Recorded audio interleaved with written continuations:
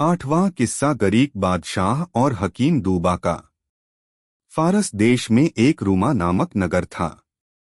उस नगर के बादशाह का नाम गरीक था। उस बादशाह को कुष्ठ रोग हो गया। इससे वह बड़े कष्ट में रहता था।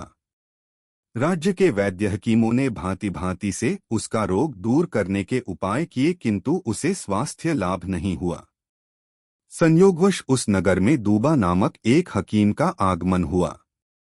वह चिकित्सा शास्त्र में अद्वितीय था। जड़ी बूटियों की पहचान उससे अधिक किसी को भी नहीं थी।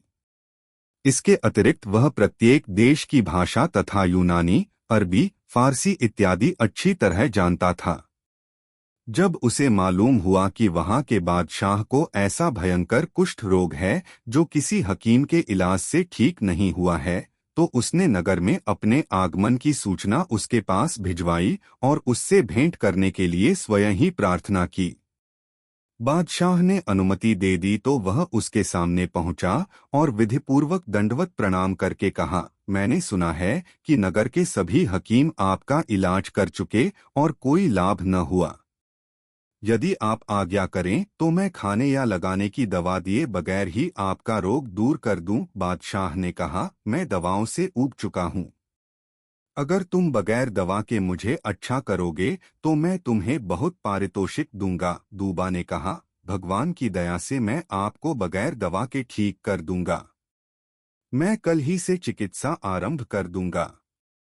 हकीम दूबा बादशाह से विदा होकर अपने निवास स्थान पर आया। उसी दिन उसने कोढ़ की दवाओं से निर्मित एक गेंद और उसी प्रकार एक लंबा बल्ला बनवाया और दूसरे दिन बादशाह को यह चीजें देकर कहा कि आप घुड़सवारी की गेंदबाजी, पोलो खेलें और इस गेंद बल्ले का प्रयोग करें। बादशाह उसके कहने के अनुसार खेल के मैदान में गया। हकीम ने कहा, यह औषधियों का बना गेंद बल्ला है। आपको जब पसीना आएगा तो ये औषधियां आपके शरीर में प्रवेश करने लगेंगी। जब आपको काफी पसीना आ जाए और औषधियां भली प्रकार आपके शरीर में प्रविष्ट हो जाएं, तो आप गर्म पानी से स्नान करें।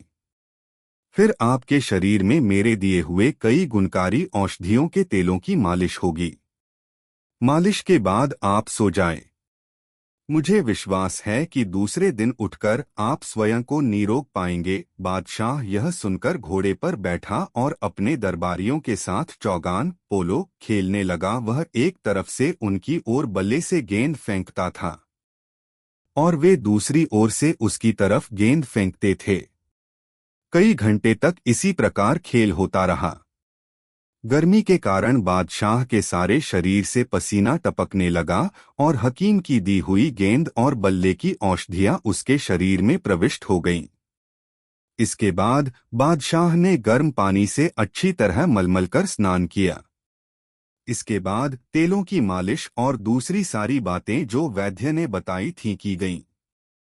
सोने के बाद दूसरे दिन बादशाह उठा तो उसने अपने शरीर को ऐसा निरोग पाया जैसे उसे कभी कुष्ठ हुआ ही नहीं था। बादशाह को इस चमत्कारिक चिकित्सा से बड़ा आश्चर्य हुआ। वह हंसी खुशी उत्तमोत्तम वस्त्रालंकार पहनकर दरबार में आ बैठा।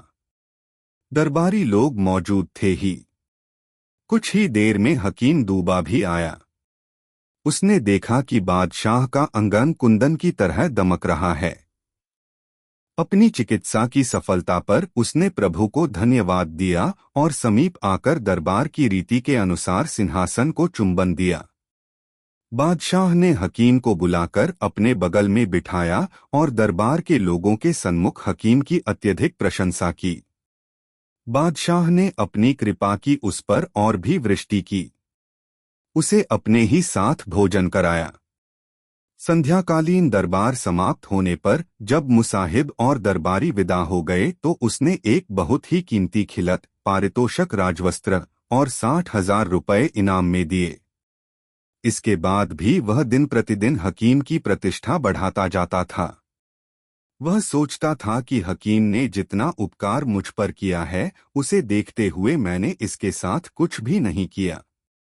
इसीलिए वह प्रतिदिन कुछ न कुछ इनाम इकराम उसे देने लगा। बादशाह का मंत्री हकीम की इस प्रतिष्ठा और उस पर बादशाह की ऐसी अनुकंपा देखकर जल उठा। वह कई दिन तक सोचता रहा कि हकीम को बादशाह की निगाहों से कैसे गिराऊं। एक दिन एकांत में उसने बादशाह से निवेदन किया कि मैं आपसे कुछ कहना चाहता हूं, अगर आप अप्रसन्न न हो। बादशाह ने अनुमति दे दी तो मंत्री ने कहा, आप उस हकीम को इतनी मान प्रतिष्ठा दे रहे हैं, यह बात ठीक नहीं है। दरबार के लोग और मुसाहिब भी इस बात को गलत समझते हैं कि एक विदेशी को, जिसके बारे में यहाँ किसी को कुछ पता नहीं है, इतना मान सम्मान देना और विश्वासपात्र बनाना अनुचित है। वास्तविकता यह है कि हकीम दूबा महाधूत है। वह आपके शत्रुओं का भेजा हुआ है, जो चाहते हैं वह छल के द्वारा आपको मार डालें। बादशाह ने जवाब दिया, मंत्री, तुम्हें हो क्या गया है जो ऐसी निर्मूल बातें कर रहे हो और हकीम को दोषी ठहरा रहे हो? मंत्री ने कहा, सरकार, मैं बगैर सोचे समझे यह बात नहीं कह रहा हूँ। मैंने अच्छी तरह पता लगा लिया है कि यह मनुष्य विश्वसनीय नहीं है। आपको उचित है कि आप हकीम की ओर से सावधान हो जाएं। मैं फिर जोर देकर निवेदन करता हूं कि दूबा अपने देश से वही इरादा लेकर आया है, अर्थात वह छल से आपकी हत्या करना चाहता है। बादशाह ने कहा, मंत्री, हकीम दूबा हरगिज ऐसा आदमी नहीं है जैसा तुम कहते हो। तुमने स्वयं ही देखा है कि मेरा रोग किसी और हकीम से ठीक न हो सका और दूबा ने उसे एक दिन में ही ठीक कर दिया। ऐसी चिकित्सा को चमत्कार के अलावा क्या कहा जा सकता है? अगर वह मुझे मारना चाहता तो ऐसे कठिन रोग से मुझे छुटकारा क्यों दिलाता? उसके बारे में ऐसे विचार रखना बड़ी नीचता है। मैं अब उसका वेतन 3000 रुपये मासिक कर रहा हूँ। विद्वानों का कहना है कि सत्पुरुष वही होते हैं जो अपने साथ किए गए किंचित मात्र उपकार को आजीवन न भूलें। उसने तो मेरा इतना उपकार किया है कि अगर मैं उसे थोड़ा इनाम और मान सम्मान दे दिया तो तुम उससे जलने क्यों लगे?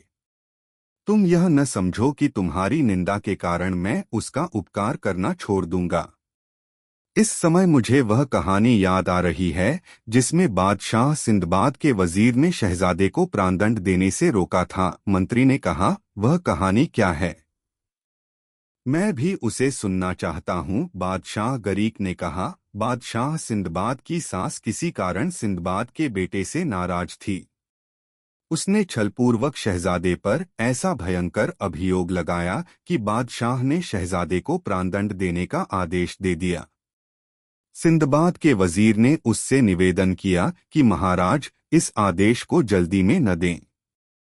जल्दी का काम शैतान का होता है।